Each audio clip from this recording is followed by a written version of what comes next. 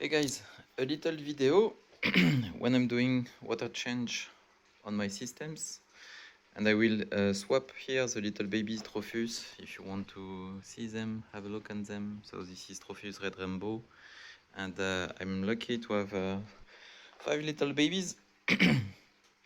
And I will swap them from this container to this one, but I thought, okay, maybe I can do a little video to share what kind of setup I am using.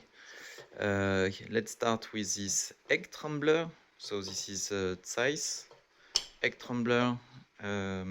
It's quite easy to find on the internet, especially if you are in English-speaking country, I would say. This idea, typically, when you are considering some cichlids, like the African lake cichlids, some of them or most of them, they are mouth breeder. The female is holding the eggs and the little larva 2 or 3 weeks, for example, depending on the species, of course, and she's not feeding, by the way. Very dedicated way to deal with progeniture, I would say. So in order to imitate the behavior of the female mouth holding the eggs and then the larva, we are using such kind of hair based system. You have an hair stone inside with hair lifting, taking the water out of the system, so the new water is going through the little pads and concentrated here, typically where you have your little eggs and little larva with nice aeration and so on and so on. So you put with this sticky system on the glass of the tank, not far away from the surface, and you force the female, this is artificial incubation, to release the eggs for you to enjoy and observe, also to share what's going on in the eggs development of such kind of fish.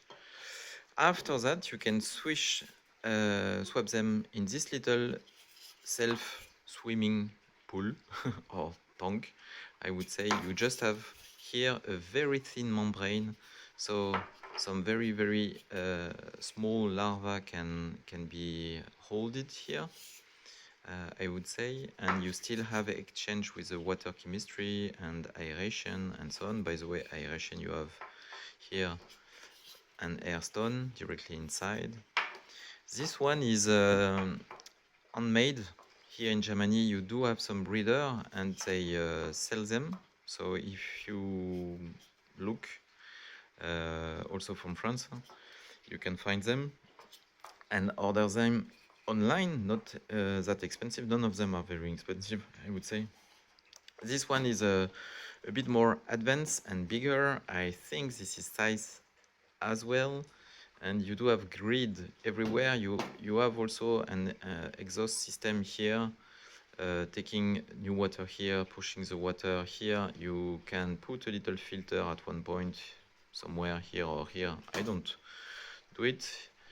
And the sticky parts can be detached, attached like that, and you put one more time close to the surface your tank, and this is what I will use for the next weeks, especially because in fact I have a feeder automat not precise enough for the little powder that I'm using for the baby Tropheus. So it's spreading a lot of food, and I really prefer to give them more space and also to improve the water quality thanks to a grid that is not that thin compared to this layer. Clearly.